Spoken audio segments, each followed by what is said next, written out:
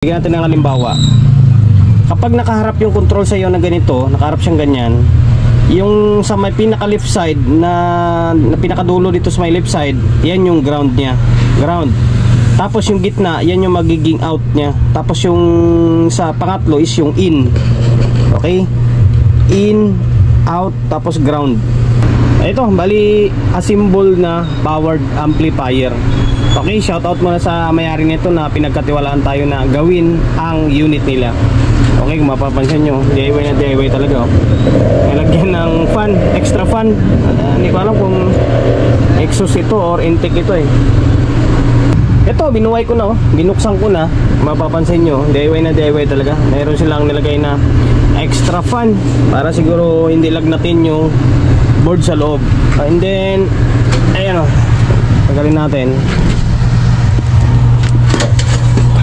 Okay, ito yung pinaka laman niya.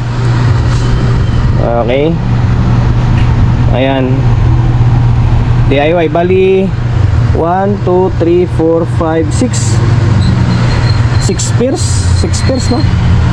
6 pairs per channel. 1, 2, 3, 4, 5, 6. Tapos transformer ay ilan to? Anong supply ito? 68. Parang supply ng Ace na LX20 680. LX20 nga to, parang pinunit lang eh. Bali 68068. Tapos meron siyang 6 pairs. Ayan. Tapos to 4, 6, 8. Mayroon siyang 8 piraso na capacitor. Okay. Ngayon, ang issue nito ni Bossing ay parang wala yata daw yung walang audio isang channel. Tapos basta ako na lang daw bahala, basta importante may balik sa dati or papatunog. Okay, bali ang usapan dito is repair lang. Gusto nga ni Bossing ipapa-upgrade, pero sabi ko hindi na ako nag-upgrade ng itong klaseng unit. Kung i-upgrade mo to, marami kang babaguhin. Tatasan tong supply, although yung capacitor naman pwede pa naman yan. Kaya sabi ko repair lang. Okay, repairin lang natin to. Ngayon naglagay ako ng speaker. Okay, ito, naglagay ako ng speaker, dalawa. Tapos mayroong audio input. Gumagana yung laptop natin. Ito, ano wala, hindi gumagana itong isang channel. Tapos ito, may audio ito, kaso nga lang yung control sira, no?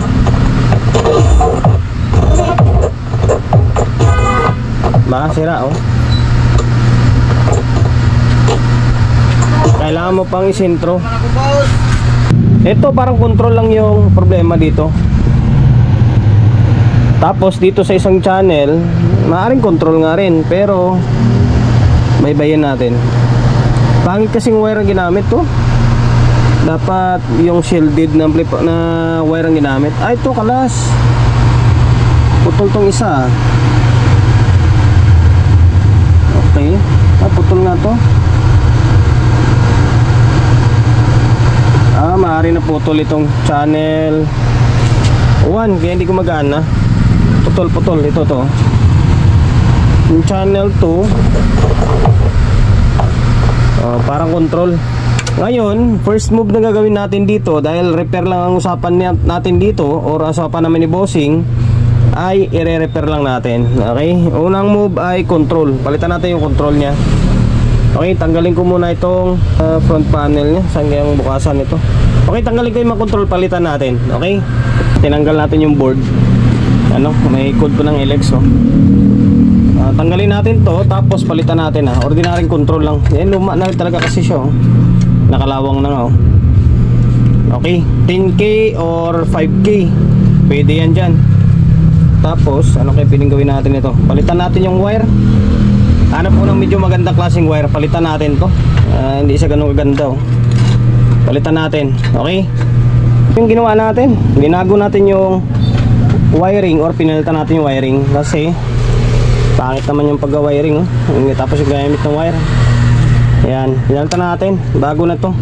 Yung mga shielded na pang signal talaga yung ginamit natin. Ito. Ayan, sa mga baklas na mga amplifier. Ito, tinatabi natin to. Okay, tapos ito yung technique para hindi kayo malito sa control. Ito, bigyan natin ng halimbawa. Kapag nakaharap yung control sa iyo na ganito, nakaharap siyang ganyan, Yung sa may pinaka left side na pinakadulo dito sa may left side, yan yung ground niya. Ground. Tapos yung gitna, yan yung magiging out niya. Tapos yung sa pangatlo is yung in. Okay? In, out, tapos ground. Yung in na yan, yung in dito sa pinaka kanan natin na side, yan yung galing dito. Galing dito. Galing dito yan. Tapos papasok yan dito. Dito. Sa may kanan. Tapos yung ground niya, siyempre kukunik mo dito sa may kaliwa. Okay? In, kanan, tapos ground, kaliwa. Okay? Ngayon, yung gitna naman na yan, yan yung papunta dito sa may amplifier natin. Ito, papunta dito yan. Okay? Yung positive, dito yan sa may kuan or signal niya, dito sa may gitna, papunta dito. Siyempre, yung ground yan, common, magsasama dito sa may left side. Okay? Yung dalawang ground mo, yung in mo and then out mo, ay yung in tapos out papunta rito, magsasama yung ground. Okay? Bigay idea.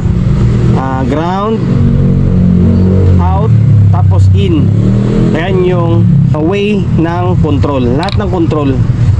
O sabihin natin, babaliktarin mo siya. Pwedeng pabaliktad yan. Ito yung gawin mong ground. Ito pa rin yung out, tapos ito yung magiging in, yung kaliwa. Kaso lang, yung ikot mo pag ganito, pabaliktad. Yung pakanan mo na ikot, yun yung magiging off nya. Tapos yung pakaliwa, yun yung magiging palakas nya. Kaya minsan magtataka kayo, bakit ganun? Pag off is palakas, yung on, papunta sa may patas na volume, yun yung pawala yung tunog. Baliktad kayo, nagkamali kayo sa may in tapos sa ground, nagkabaliktad lang. Okay? Ayan, sana nakapagbigay idea tayo.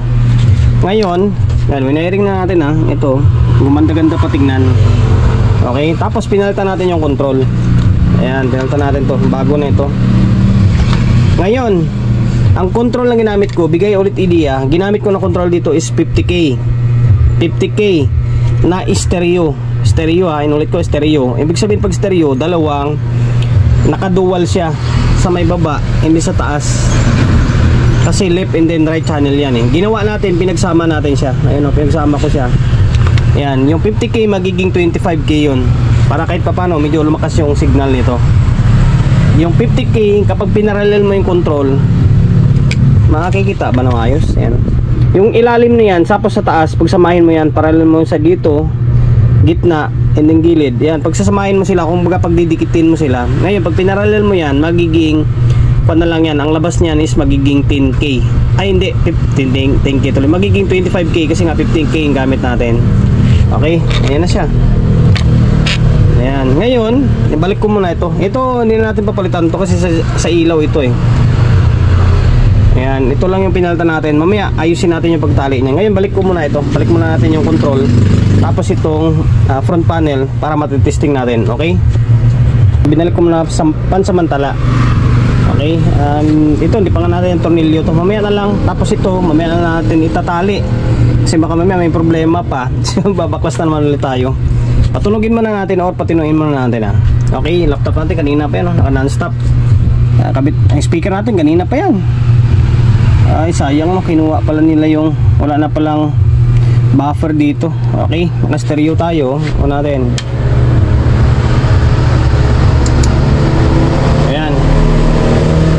Normal na. Kanina yung channel 1 wala ito Ayan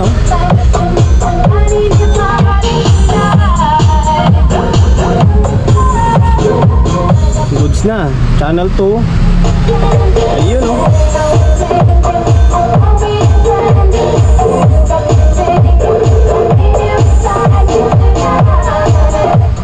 goods na.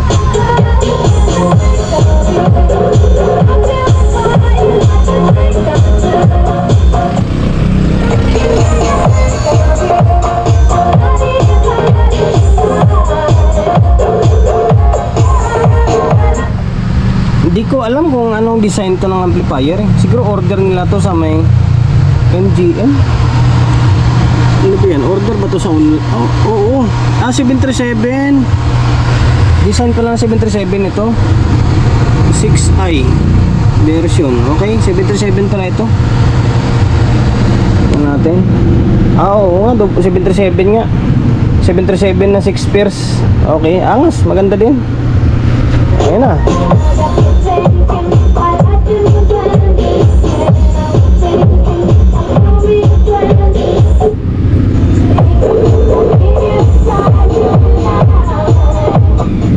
Okay, goods na yung audio. Ay tatali na lang natin. And then basta yung tipong ayusin natin yung tali, tayo tatali natin na maayos para sigurado, para safe siya, hindi siya magkakagad na pikdas. Okay, linis na siya tingnan, diba? Wala nang nakasala-salabat na wire, oh. Naka-arrange na, tinali natin ng maayos. Tapos mas maganda tingnan nyo ganito klaseng wire. Ayan, pang signal talaga ito eh, pang audio. Okay, nakatago na siya, oh. Diba? Mas malinis na siya tingnan. Ngayon, oh, para matapos na yung vlog natin, ah.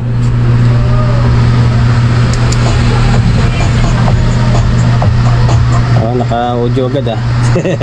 Channel 1, Channel 2,